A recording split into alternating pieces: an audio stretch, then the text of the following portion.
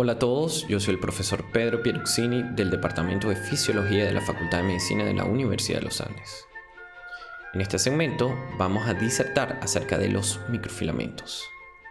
Comenzando nuestra descripción por caracterizar el funcionamiento molecular de la principal proteína que lo forma, que es la actina. En este segmento veremos cómo es el comportamiento de dicha proteína a nivel experimental, y eso nos servirá de base para entender su comportamiento en la célula en una próxima sección. Sin más preámbulo, comenzamos. Primeramente, es importante destacar las estructuras celulares formadas por los microfilamentos. Entre estas estructuras celulares tenemos las microvellosidades, las células adenins, todas estas dando soporte estructural fundamentalmente a células epiteliales. También tenemos los filopodios, los lamellipodios y las fibras de estrés, relacionadas con la migración celular. A su vez tenemos también estructuras que permiten la fagocitosis, el transporte vesicular y los anillos contráctiles formados en la citocinesis para la división celular. En esta lámina tenemos micrografías electrónicas de esas microvellosidades que las podemos observar a nivel, por ejemplo, del epitelio intestinal, las estereocilias observadas en las células del oído interno, en las hair cells, los lamellipodios y filopodios observados, por ejemplo, en fibroblastos o neutrófilos o en células que tienen una alta capacidad de movimiento, y tenemos estructuras mucho más firmes observadas, por ejemplo, en las sarcómeras en el músculo, que discutiremos con muchísimo detalle cuando veamos el tema de contracción muscular. Todas estas estructuras nos permiten concluir que los microfilamentos tienen muchísimas funciones, dando soporte estructural a la célula, como permitiendo el movimiento tanto en vesículas y en transporte vesicular intrínseco en el citoplasma, como el movimiento de la célula en un todo. Ahora bien, la pregunta que nos hacemos: ¿cómo está formado esos microfilamentos? La respuesta es que esos microfilamentos están formados principalmente por una proteína globular llamada actina. Esta proteína globular tiene la capacidad de polimerizarse formando polímeros de actina, que son la base fundamental de los microfilamentos. Esta proteína globular tiene la capacidad de unir nucleótidos monofosfato, bifosfato y trifosfato.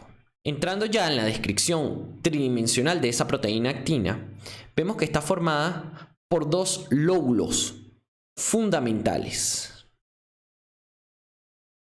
A su vez, esos lóbulos están formados por subdominios.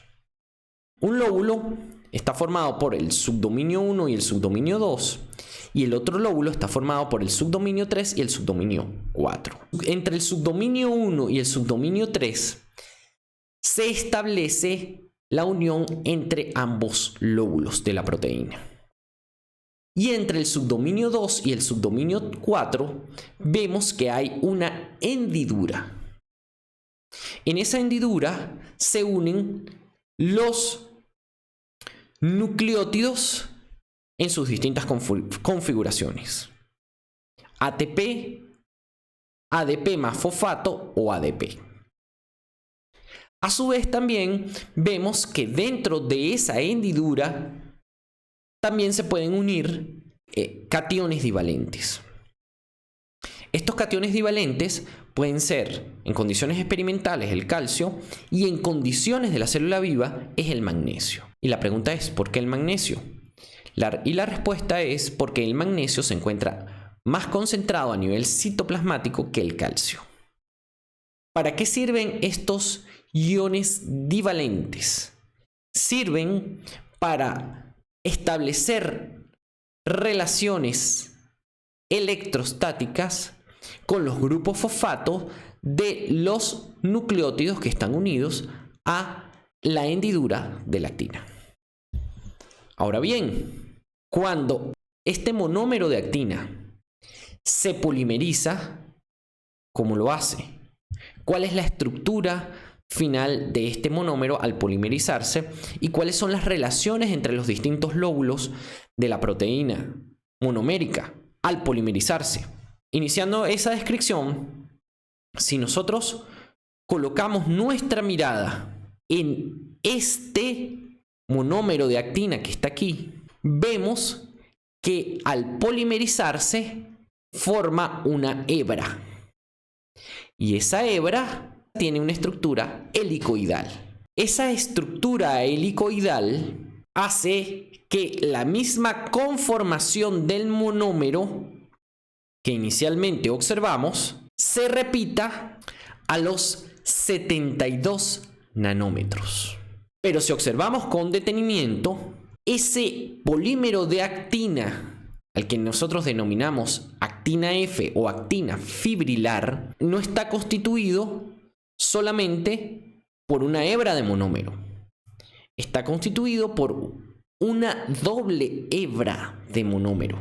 Es decir, que esas dos hebras se polimerizan y se enrollan entre sí. Si nosotros vemos con más cuidado la hebra, vemos que la misma estructura colocándola en doble hebra se repite cada 36 nanómetros. En esta parte de la lámina observamos cómo esos monómeros se van agregando en una hebra y en la otra progresivamente. Quiero que vean esta estructura fundamental, formada por dos monómeros de una misma hebra y un monómero de la hebra contigua. Cuando experimentalmente colocamos la actina F y le agregamos segmentos de la proteína miosina, constituyendo ese segmento la cabeza de la miosina más una parte de la cola, vemos que a nivel de esa actina F, esa miosina se une en un patrón específico. Ese patrón específico en el cual se une la miosina da una configuración similar a una punta de flecha, que se puede observar aquí. Y como nosotros lo estamos viendo en este momento en dos dimensiones, es como tomar una fotografía en dos dimensiones, vemos que esa estructura se hace regular a través del filamento de actina. Si nosotros lo viésemos de la parte superior, pues también viésemos una estructura similar. Y si lo viésemos de la parte inferior, también viésemos una estructura similar. ¿Por qué ocurre esto? Ocurre porque la miosina se une en una configuración específica a cada monómero de actina. Y eso lo veremos cuando discutamos sobre la miosina. Esta configuración viene dada por la forma helicoidal del filamento de actina. Esa forma helicoidal del filamento de actina hace que las cabezas de miosina que se unen en un segmento específico del filamento vayan haciendo como una rotación a través de él, y que las colas a sus lados pues también van formando como esa rotación. Cuando nosotros lo vemos en dos dimensiones, vemos que esa estructura en forma de flecha va a tener una punta y va a tener un segmento que es más ancho. Esa punta se le denomina el pointed end. Y el segmento más ensanchado, como tiene las colas de miosina que pueden simular como un alambre de púa, se le denomina el barbed end. Si nosotros tenemos el filamento de actina, vemos que a nivel de la región que se denominó el barbed end, el filamento crece de una manera muy rápida. Tan rápido crece el filamento a ese nivel que no le da tiempo a las cabezas de miosina agregadas a la preparación de pegarse al mismo ritmo que se está polimerizando el filamento. Eso permitió a los científicos colocarle la nomenclatura al barbed end, decir barbed end o segmento más, y el minus end o pointed end como el segmento menos. ¿Por qué lo del segmento más y lo del segmento menos? Simplemente por la rapidez con la que se polimeriza en un segmento con respecto al otro. Cuando la actina se está polimerizando, y como les dije, recuerden, esta forma dos monómeros del mismo lado y un monómero del lado lateral. Forma enlaces tanto con monómeros de la misma hebra como con monómeros de la hebra lateral. Por eso fue que les dije en las láminas pasadas que tuvieran en cuenta esa estructura. Esos enlaces los podemos observar con mayor detenimiento en esta fotografía. Vemos que hay los enlaces entre los monómeros de la misma hebra y enlaces entre esos dos monómeros de la misma hebra con un monómero de la hebra lateral. Esos enlaces son los que dan el soporte estructural mínimo para que se forme un filamento de actina. A su vez, en esta lámina podemos observar cómo a nivel del segmento más o el segmento barbed se une el monómero de actina poniendo en relación el dominio 2 y 4 del monómero con el dominio 1 y 3 del polímero. Y a su vez en el segmento menos se pone en relación el segmento 1 y 3 del monómero con el segmento 2 y 4 del polímero. Esto es muy importante que lo tengan en mente para las descripciones sucesivas. Y esto nos permite concluir que el polímero de actina, tanto en su segmento más como en su segmento menos, los subdominios que se expresan en cada uno son distintos. Es decir, que la actina F es una molécula polarizada. ¿Esto a qué nos lleva? Nos lleva en primera instancia a el proceso de polimerización. Y el proceso de polimerización tiene varias fases. Una primera fase en la cual la actina G se encuentra en forma monomérica y pasa a formar un núcleo. Ese proceso se denomina nucleación. ¿Qué es importante en ese proceso? Que se ponen en relación dos monómeros de la misma hebra con un monómero de la hebra lateral. Y eso es lo que le da la unión crítica o la unión fundamental o la unión del soporte mínimo para formar un polímero. Si este proceso de nucleación no se forma y no se forman esos enlaces entre los monómeros contiguos de la misma hebra y el monómero de la hebra de al lado, no se da el proceso de elongación. Posteriormente a ese proceso de elongación, el polímero de actina crecerá hasta un tamaño en donde llegará a un estado estable en el cual los mismos monómeros que se agregan de un lado son los mismos monómeros que se le quitan al otro. Si nosotros colocamos la polimerización a partir del monómero de actina con respecto al tiempo, vemos que a medida que aumentemos la concentración del monómero, va a establecerse en primera instancia un tiempo necesario en el cual no va a haber la formación de polímero. Ese tiempo necesario, si ustedes observan con detenimiento, se invierte fundamentalmente formando el núcleo de ese polímero. Y ese núcleo del polímero se forma en la fase de nucleación y está formado por 3 monómeros. Luego que se forma ese trímero, el proceso de elongación se hace en un tiempo mucho menor, hasta que se alcanza el estado estable.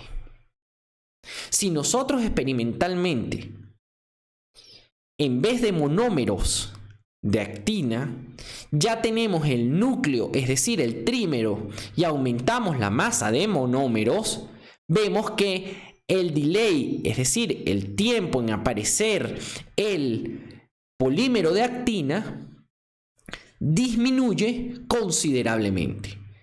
Es más, prácticamente aparece inmediatamente y se va formando hasta llegar al equilibrio entre la masa de monómeros de actina y lo que está en polimerización, es decir, en el polímero de actina.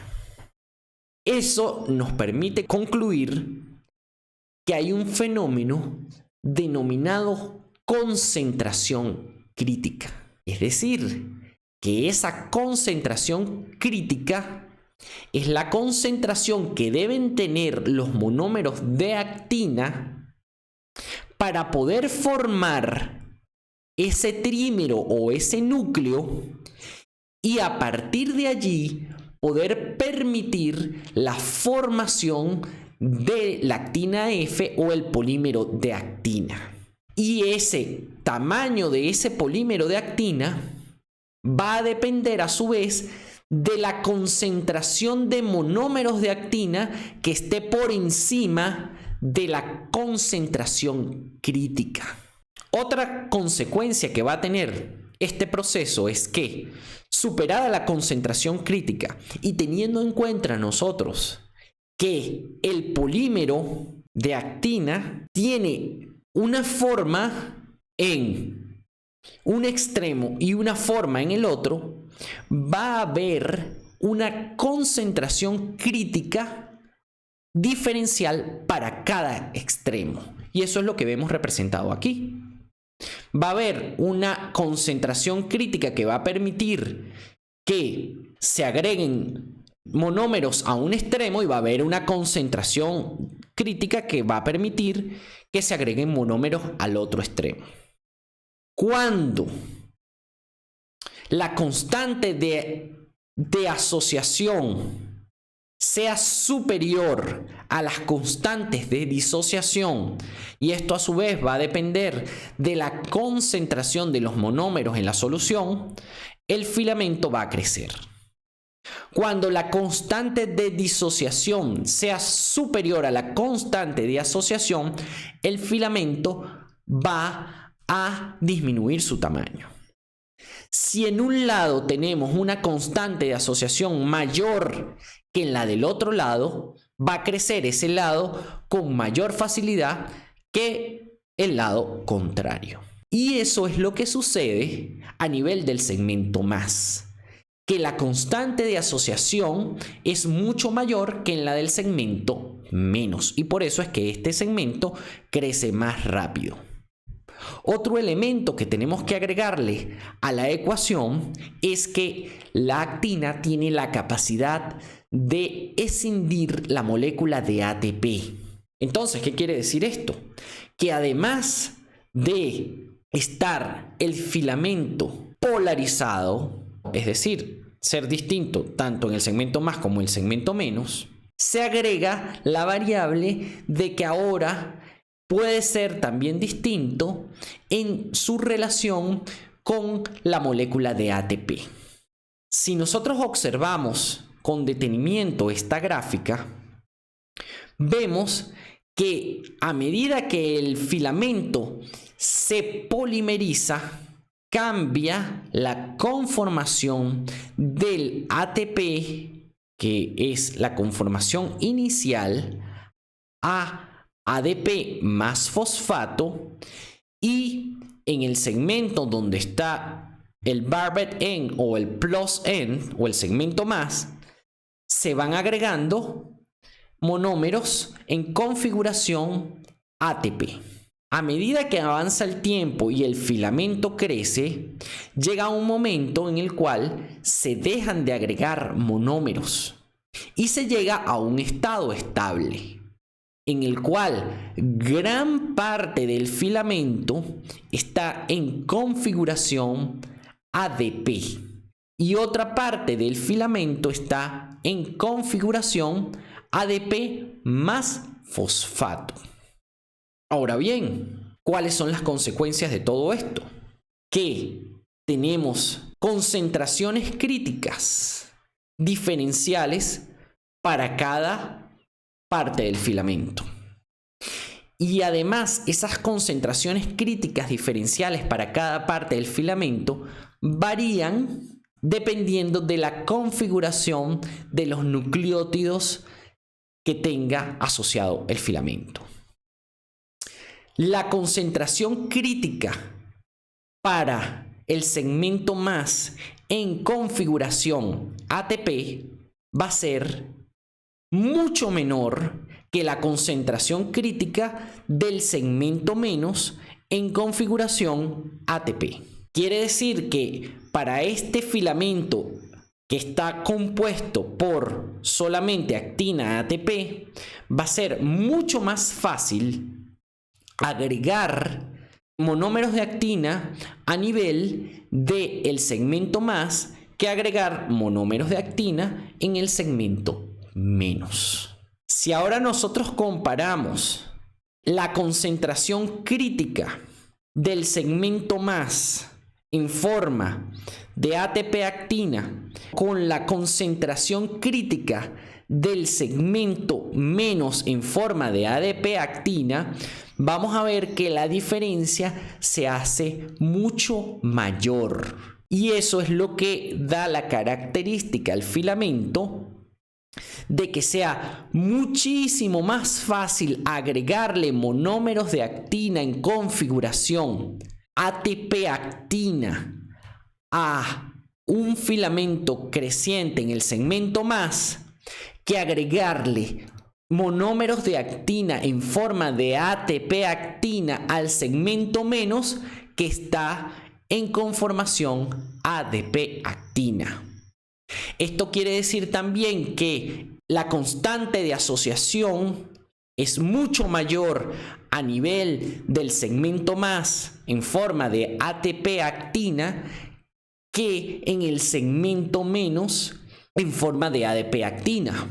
Y a su vez también quiere decir que la constante de disociación es mucho mayor en el segmento menos en forma de ADP actina que la constante de asociación en el segmento más en forma de ATP actina. Todo esto permite concluir que es muchísimo más fácil agregar monómeros de actina al segmento más que al segmento menos. Y es muchísimo más fácil quitar monómeros de actina del segmento menos que quitar monómeros de actina del segmento más. Cuando se llega al estado estable, es decir, que el K-off o la constante de disociación en el segmento menos es igual que la constante de asociación del segmento más, se llega a un punto en el cual el filamento deja de crecer. Y los mismos monómeros de actina que le son quitados de ese segmento menos son agregados al segmento más. Este fenómeno es lo que se denomina o se describe como treadmilling, es decir, que simula a una máquina caminadora. Que usted en la máquina caminadora se desplaza, pero la máquina caminadora no cambia de tamaño. Si nosotros vemos cómo estos monómeros de actina que están pintados en azul van progresivamente desplazándose hacia el segmento menos, hasta que eventualmente se quitan del segmento menos. Pero el monómero de actina no cambia de tamaño, sino que hace la simulación de que se está desplazando. Y eso es lo que se denomina el treadmilling. Para resumir todos los fenómenos que hemos visto en este segmento, vamos a ver este video. Primero que todo tenemos el monómero de actina o la actina globular o actina G, con sus 4 subdominios y su hendidura. En esa hendidura se une el ATP. Esa actina G es capaz de escindir la molécula de ATP y transformarla en actina ADP.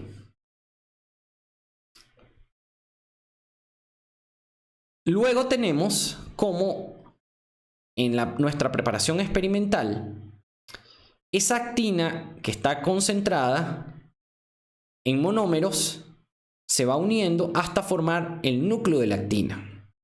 Posterior a la formación de ese núcleo se supera la concentración crítica de monómeros y esa actina puede polimerizarse. Esa polimerización, una vez que llega a su estado estable, se forma lo que se denomina el treadmilling. Y luego cambia completamente su configuración hacia actina ADP hasta que el filamento se desensambla. Luego de finalizada esta disertación, podemos concluir que el componente principal de muchas estructuras celulares como filopodios, lamelipodios, estereocilios son los microfilamentos. La actina existe como monómero, que es la actina G, y como polímeros lineales de monómeros, que es la actina F. Los monómeros y los polímeros están en equilibrio químico reversible, es decir, se agregan o quitan monómeros en las terminales del filamento. Los extremos de los filamentos son polarizados. Los monómeros de actina tienen actividad ATPasa y la suma y la sustracción de los monómeros en los terminales del filamento dependen de la concentración crítica y de las constantes de asociación y disociación. Esto ha sido todo por este segmento. Espero que haya sido de su provecho y nos vemos en la próxima parte, donde explicaremos con detalles moleculares cómo es la actuación de la actina, pero ya en la célula viva. Nos veremos en esa próxima oportunidad. Hasta entonces.